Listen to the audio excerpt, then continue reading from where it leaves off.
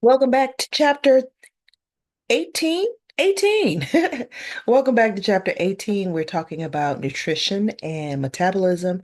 This is the third video in the series, and we're going to start this video talking about the energy requirements of humans. Specifically, of course, we're going to start talking about BMR, or basic basal metabolic rate. So basal metabolic rate, or BMR, is defined as the rate at which the body expends energy under basal conditions. When we talk about basal conditions, we're talking about your baseline. What are you doing at rest? When you're not exerting extra energy, your body is still using energy, right? Your body is still consuming calories. Your bloodstream is still transporting molecules. Your heart is still pumping. Your liver is still filtering, but you are not using extra energy. So, what is your metabolic rate when you are at rest? All right. Um, so this mainly reflects the activity, the energy needed for the activities of the organs. Again, you're not up and moving, your skeletal muscles, your bones, like those tissues are not doing much, and your organs are not doing extra work. What is that basic energy need of your organs in order to have them function at a baseline? BMR is going to vary from person to person, and even within people, like your BMR will change many times over your lifetime. So, depending on your gender, males, people born male, tend to have a higher basal metabolic rate than those born female.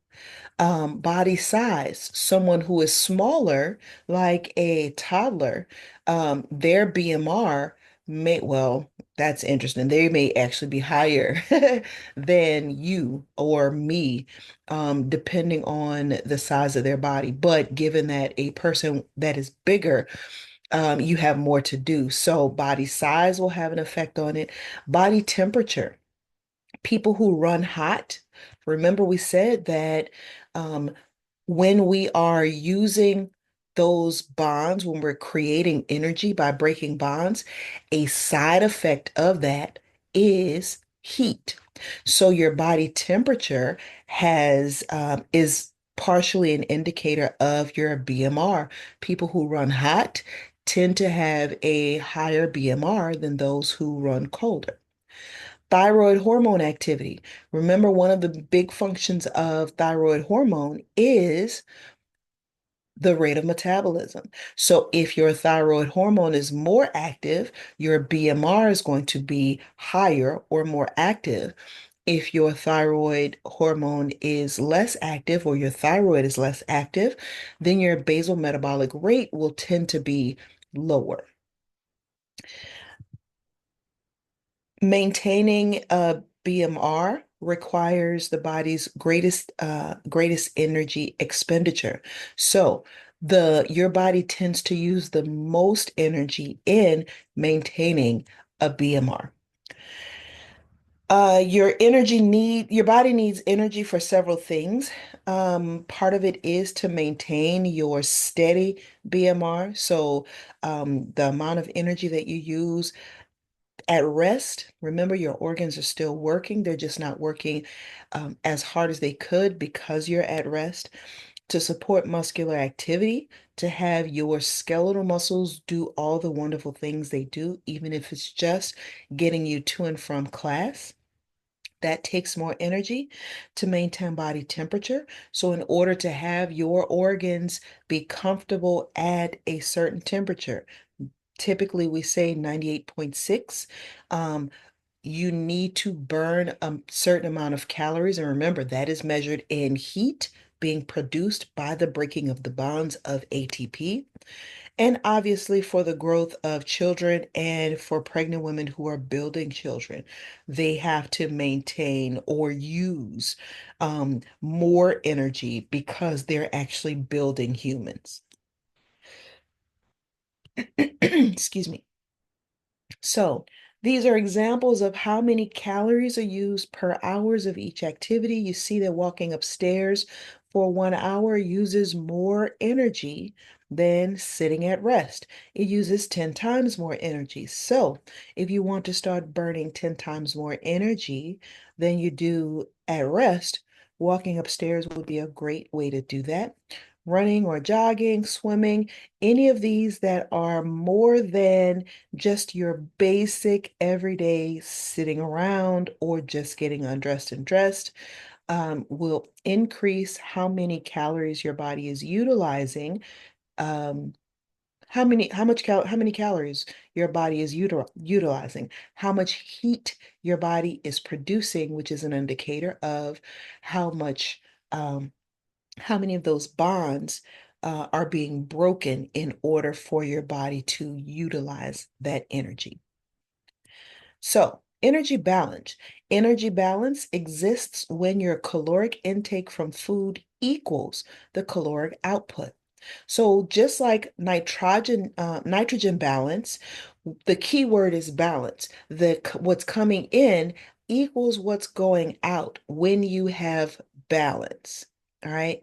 So, to have energy balance, that is caloric intake is equal to caloric output from your basal metabolic rate and muscular activities. So that basal rate, that rate at rest versus the activities your muscles are doing work. If your body weight remains constant if you are at an energy balance. If your input equals your output, your body weight will remain at balance. Positive energy balance versus negative energy balance. Again, don't think about this as bad versus good because in the body, bad versus good is not always what we mean by not negative and positive. So, your positive energy balance is when your caloric intake exceeds your output. Most of us, especially in Western society, are at a positive energy balance. We take in more calories than we are actually using. So when that happens, as we talked about in previous slides, if we take in more calories than we are using, then our body is going to store the excess energy. Our bodies are going to store the excess energy. The first place that it stores it is as glycogen, putting that short chain carbohydrate in the muscles and in the liver so that you can use it more quickly once your blood glucose is used or tapped out. But after that, then that excess energy is stored as adipose. So that will lead to weight gain. So positive energy balance will lead to an increase in weight. Negative energy balance is when you use more calories than you take in. You use more calories than you take in. When this happens, if you are utilizing more energy than you are consuming, then your body starts to use its own tissues to produce energy. And that is where we start to break down adipose tissue, but you can also break down muscle, skeletal muscle, smooth muscle. If for example, you use all of the adipose tissue, then the next thing for your body to break down would be your protein, your muscles. All right. So, negative energy balance, your body starts to break tissues down in order to get energy. And that is where weight loss occurs, whether it's from your body utilizing fat stores or your body breaking down muscle for energy. Most common nutritional disorders have um, caloric imbalances. So you're either taking in more calories than you're using, or you're taking in far less calories than you're using. Both of those can potentially lead to nutritional disorders or diseases. Sometimes, for many of us, the desirable weight is not easy to maintain. When we're talking about weight, when we're talking about how, um, yeah, weight, how our body weight is distributed, whether it's quote unquote bad or good, the the measurement that is used is BMI, body mass index. Body mass index. Body mass index uses weight and height to determine the BMI number. So once we look at a person's weight and height, we can classify their weight according to where those numbers fit in. So a person who has a BMI of 25 or 30, that means that they have 10 to 20% of, let's see, your 10 to 20% of your body weight is excess weight, right? It is um, less desirable. So that person is categorized as overweight. So again, overweight, when you're looking at BMI, is defined by your desired weight being, you're over your desired weight by 10 to 20%. And that BMI number is going to be somewhere between 25 and 30. For a person to be classified as obese under the BMI scale, they have to exceed their desirable weight by more than 20%. And that is going to typically give us a BMI of 30 or more. Now, obesity, when we define obesity, we talk about it as excess adipose tissue. But here's the thing. When we're looking at these types of calculations where you're looking at weight versus height, BMI numbers can be incorrect if a person's body mass is greater, if a person is more dense. So a person who has a lot of adipose tissue at 250 degrees, 250 pounds is not going to be the same as a bodybuilder who is 250 pounds and all of that is, or a good majority of that is muscle. But still, if those two people are the same height, they'll end up having the same BMI. So you do want to be mindful of that as you are learning these concepts, because not all BMI results are the same. Again, a person who is 6 feet tall and they weigh 300 pounds and they're all adipose tissue is going to have the same BMI as a person who is 6 feet tall at 300 pounds who is a bodybuilder, but one is adipose versus muscle, even though they still have the same BMI. So let's talk obesity. Almost a third of the US is considered obese. So almost a third, or yeah, almost a third of adults in the US are 20% or more above the desired weight for that person's height. If a person is obese, that increases their risk for lots of other disorders, including type 2 diabetes. Remember that type 2 diabetes is a disease of lifestyle, and oftentimes, not always, but oftentimes obesity is also a disease of lifestyle. So, type 2 diabetes, digestive disorders, heart disease. When you have excess adipose tissue, it's not just in your gut, it also surrounds your organs, like surrounding your heart, and it may be found in your organ, and that can increase the malfunction of that organ. You may end up having kidney failure. Your blood pressure may end up being higher. You increase your risk of stroke.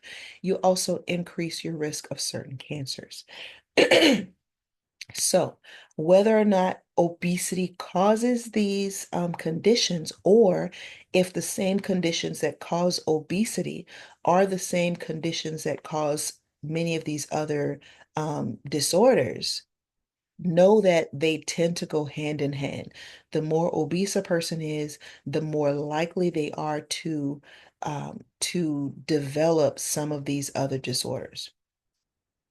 Both heredity and environment can contribute to obesity, so it's not always just about input versus output, energy in versus energy out. That is a huge part of it, but it can also be environmental. What um, what chemicals or toxins are in your environment? What additives are being added to your food?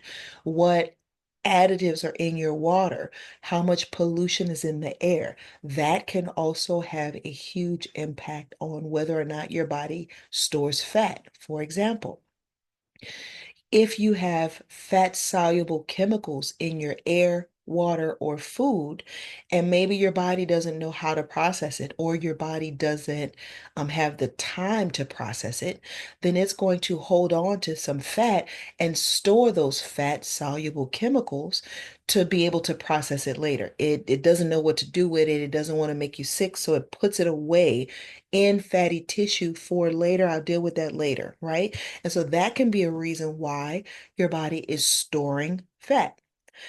It could also be hereditary. Your family dynamics, your family genes are those that hold on to fat longer. Evolutionarily speaking, that was beneficial for some people, right? For some populations.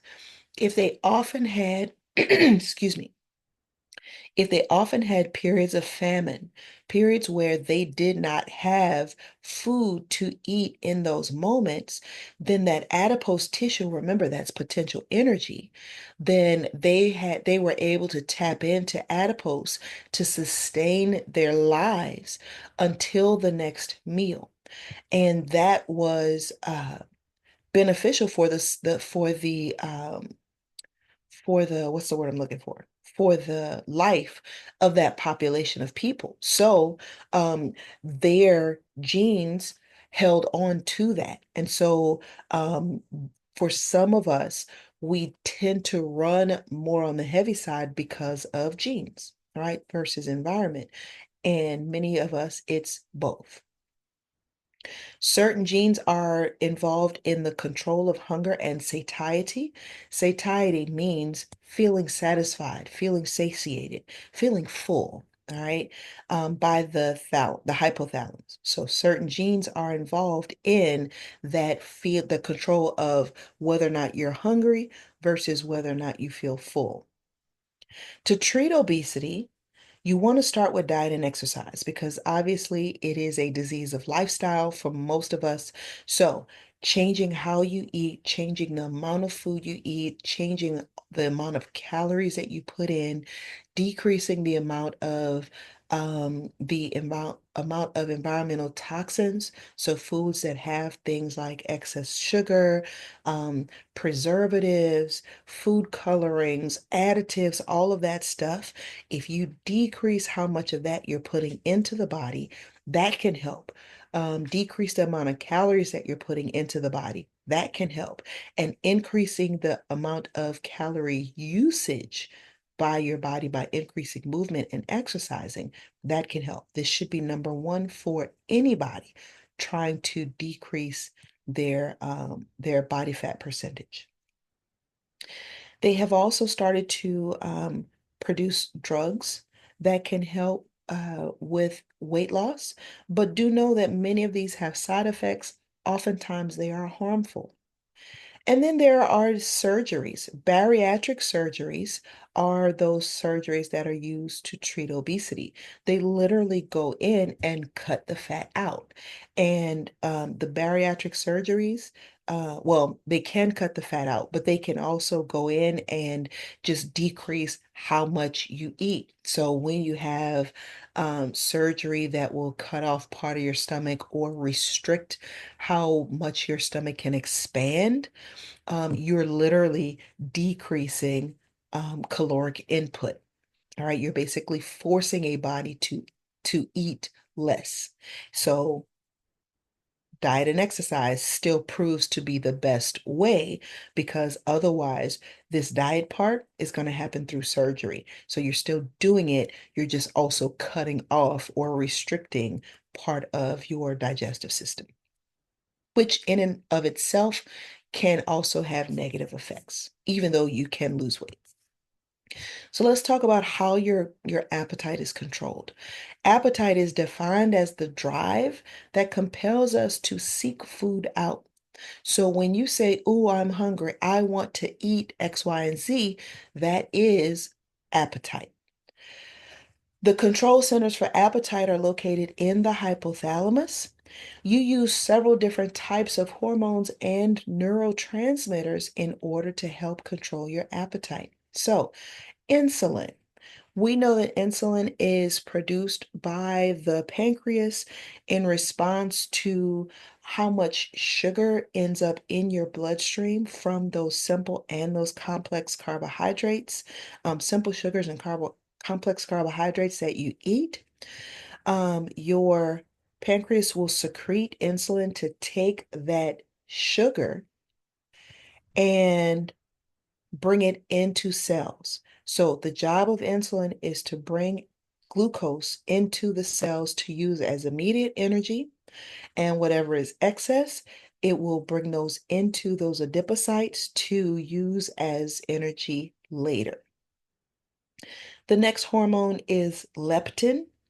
Leptin is a hormone that is secreted by the adipocytes while you're eating.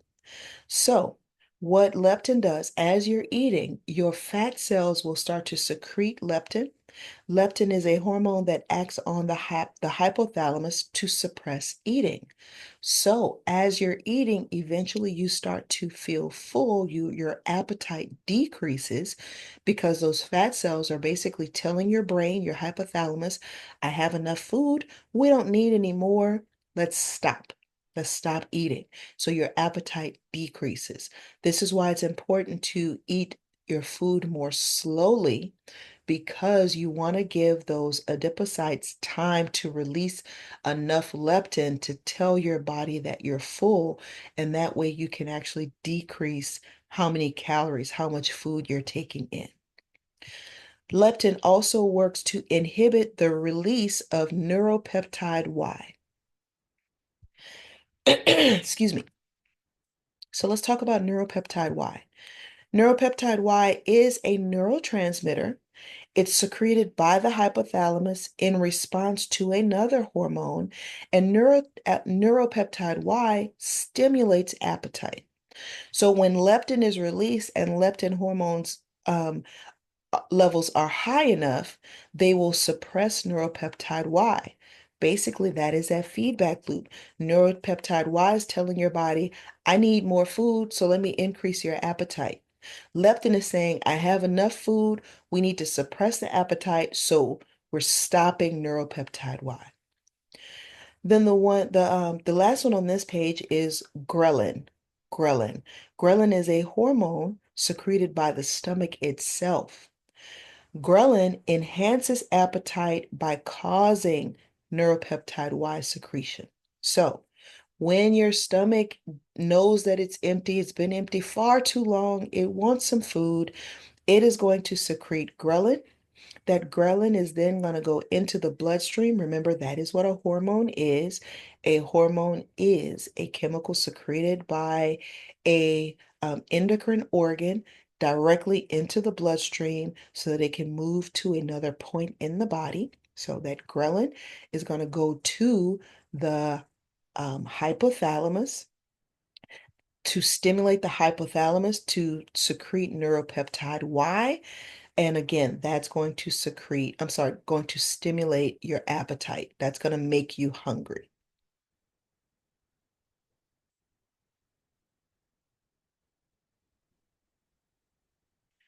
This talks about that negative feedback loop between leptin and ghrelin. So make sure that you're looking at this to help you understand better how these function with respect to one another. All right, let's talk vitamins. So vitamins are organic compounds. And again, I want to remind you that when we say organic, we're talking chemistry, not organic chemistry, but we're talking about the chemical structure of a thing. Specifically, when we say that something is organic with respect to chemistry, we mean that it has carbons, it has a carbon backbone. So vitamins are carbon-based compounds that are required in small amounts in order for your metabolic processes to function properly. I know I keep talking about biochemistry because um, that is how your body functions, is through your biochemistry. So if you ever study biochemistry, if you look at biochemical pathways, you notice that you start off taking one product, you end up with another product, all the steps in between. In order for those steps to occur, you need substances like vitamins and minerals. You need these organic compounds to help those processes move forward. So when we say your body needs vitamins, we're basically saying that we need these micronutrients. We need these nutrients that we only require in small amounts, right? Only require in small amounts for your metabolic processes to work normally. Of course, you have essential nutrients. These are vitamins that your body cannot synthesize on their own, or they cannot synthesize adequate amounts. So you have to eat them in order for your body to function properly. When you're talking about vitamins, we classify vitamins based on their solubility. What do they function best being in solution inside of? Are they fat soluble or are they water soluble? Fat soluble vitamins are your vitamins A, vitamin D, vitamin E, and vitamin K. Those are the four fat soluble vitamins.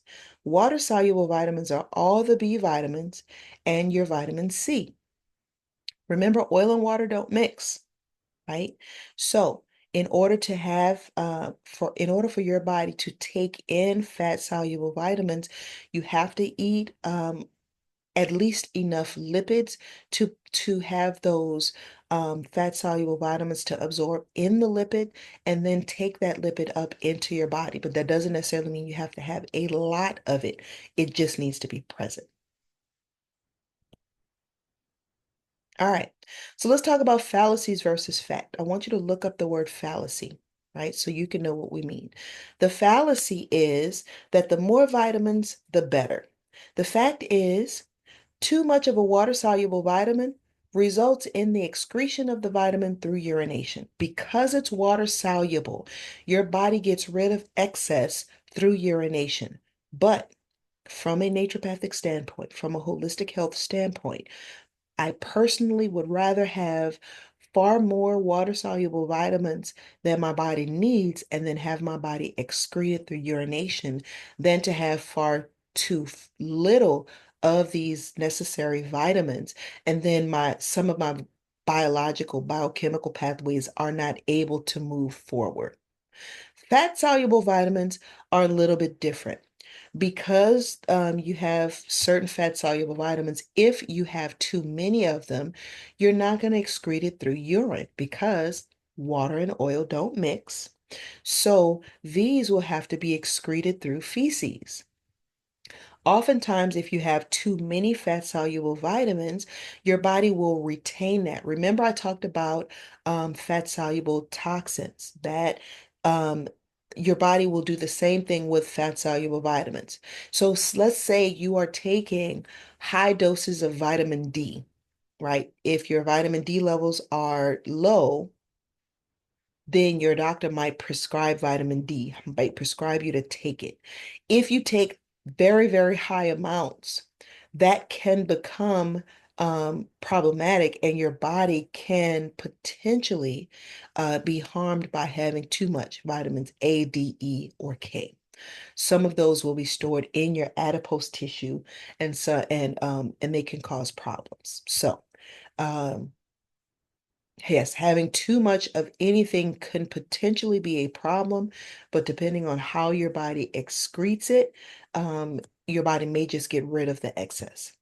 A varied diet provides all the vitamins we need. That is actually a fallacy. Most people will do well to supplement vitamins and minerals. So the reason is because one, the food that is grown by these major companies often are grown in a way that they don't have as many nutrients as they should. And so even if you think you're getting a well-balanced diet, it may be lacking certain nutrients. So this is where you may want to supplement a good multivitamin, especially if you are in a metabolic place where your body is using more nutrients. So, if you are building a human, if you are feeding a human, your body is going through more of these nutrients. And so, you want to make sure that you're not only eating a varied diet, but um, what am I trying to say? You are also supplementing with nutrients to make sure you're getting adequate amounts in. Vitamins provide energy. That is a fallacy. They don't directly provide energy. Remember, it's the breaking of the bonds, especially of ATP and others, but ATP is like that main one. Breaking those bonds is what gives us energy. So your vitamins don't directly give us energy, but they do work in the processes that allows us to extract energy from the foods that we eat, the carbohydrates, fats, and proteins that we take in. So let's talk more about fat-soluble vitamins. Much of this I already mentioned. Fat-soluble vitamins, because they're fat-soluble, they dissolve in fat. They are influenced by the same factors that affect your lipid absorption. So what when we look at lipids and how our bodies take those lipids up and how our bodies use those lipids, those same factors influence the fat-soluble vitamins. Biosalts promote fat-soluble vitamin absorption. Remember those biosalts are the salts that make up the bile that is produced by the liver and stored in the gallbladder so that when you eat a fatty meal, your body can then absorb and utilize that lipid from that meal with greater ease. Fat-soluble vitamins are also susceptible to that absorption by those biosalts. Stored in various tissues, fat-soluble vitamins are stored in various tissues, so excess can lead to overdose, and that can harm your health. I know of, especially like vitamin A. Many people will take vitamin A as a supplement. Vitamin A is one of those things that can cause harm to health. Those of you who are using retinol for your skin, retinol is a derivative of vitamin A, which is why a person who is taking retinol, they do liver tests, or they should be doing liver tests on a regular basis to see how healthy your liver is, because what you put on your skin can get absorbed into your body. Remember, we've said that before, but this is an example. What you put on your skin can get absorbed in your body and could potentially be harmful to your health. That is why they want to do those regular checks, and that is why they also give you the guidelines. If you're using retinol, you shouldn't get pregnant because that can cause problems with the fetus, etc., etc. Fat-soluble vitamins are resistant to heat, so they're not often destroyed by cooking or processing your food. So if your food has these fat-soluble vitamins, if you cook it, it's generally going to be able to stay there and give you the nourishment that you need. This chart, we make sure you look at this chart so that you can get an understanding of what the fat-soluble vitamins are, what they do, where they're found, and what happens if you have too much or too little of these. Now let's talk water-soluble vitamins. Your water-soluble vitamins, as we mentioned, it includes your B vitamins and vitamin C. When we say B vitamins, there are a whole lot of B vitamins. So it's not just like one or two, like most of the other vitamins are B vitamins. With your water-soluble vitamins, if you cook it or you cook it too much, usually you are going to destroy those water-soluble vitamins. When your food is processed, that processing destroys these water-soluble vitamins. That's why we have fortified foods. So when you look at a commercial and it says This product is fortified with vitamin B12 and vitamin C and whatever vitamin they talk about. Basically, what they're saying is when we were making this product, it destroyed all the nutrients that it naturally had. So we've added some more in. All right. Your B vitamins are necessary. They are essential. They are absolutely necessary in order for your cells to function. For normal cellular metabolism, you have to have B vitamins. And each of the B vitamins does a different job. And so you want to make sure that you're getting a full complement of B vitamins so that all of your metabolic processes, all of your cellular functions can function the way they're supposed to. B vitamins are usually found in the same foods, so together they are known as the vitamin B complex. So these are examples of your B vitamins, right? You have two charts because there are a lot of water-soluble vitamins. So B1, B2, B3, B5, and 6. I actually don't know what happened to B4, so please don't come back and ask because I don't know. B5 and B6. You have B7, which is biotin. Biotin, remember, if you ever heard of biotin supplements, the biotin is what we typically use for like hair growth supplements. All right. Um, so B7, B9, B9 is folic acid. Folic acid is important to for women who are of childbearing age, because if you are folic acid deficient or B9 deficient and you happen to get pregnant, then that child can end up having diseases like, what is it called? Oh, I'm blanking on the name. Anyway, that child can have their nervous system might form poorly, and because that is formed at the very beginning of human development. And so they can be born with this nervous system defect because mom didn't have enough B9 or folacin. All right, so know that these B vitamins are very important. B12, cyanocobalamin, and then you have vitamin C. All of those are water-soluble vitamins. So again, the name of the vitamin, the characteristics of it, what it does in your biochemical pathways, where you can find it in your foods, what happens if you have too much, what happens if you have too little. So notice some of these, if you have too much of them, we don't really know of any diseases that it might cause because they're water soluble. Your body will tend to just excrete the excess in urine. So excess oftentimes doesn't really cause problems.